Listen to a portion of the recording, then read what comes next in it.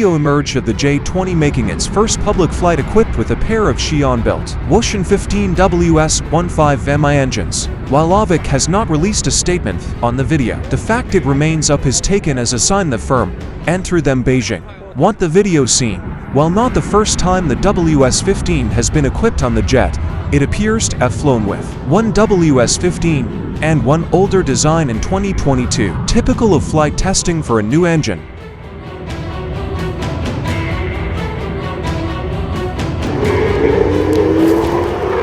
In the years when it was still safe for Western defense correspondents to freely attend the PRC's largest defense expo, Air Show China, the joke was always that there would be a game of hide-and-seek about news that would only come out after the show.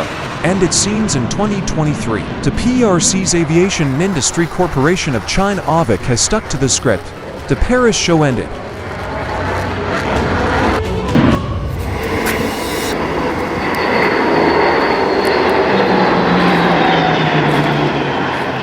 The flight with two WS-15s is a sign of maturity and confidence that, after years of delays, a homegrown, advanced fighter jet engine is ready for prime time.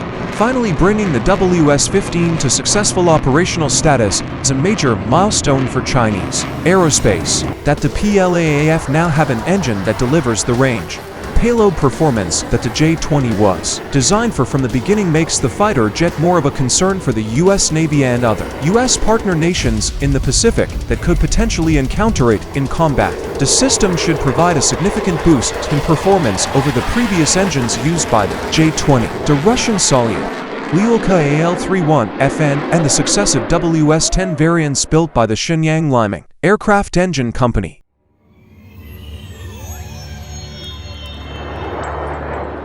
No one wants the Chinese to become capable of designing and building their own jet engines, said a retired NATO nation intelligence officer who spoke to Breaking Defense. It would move the threat marker as to their air power capability up more than just a couple of notches, but they seem to be close to that goal whether we want them to be or not.